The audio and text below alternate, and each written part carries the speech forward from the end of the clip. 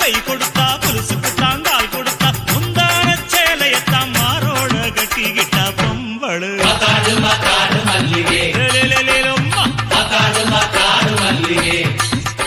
ஐ பொருத்தனைத்தான் கழட்டி விட்டா ஒருத்தனைத்தான் கட்டி விட்டா ஒருத்தனைத்தான் கையோட வச்சுக்கிட்டா பொம்பளை யாரது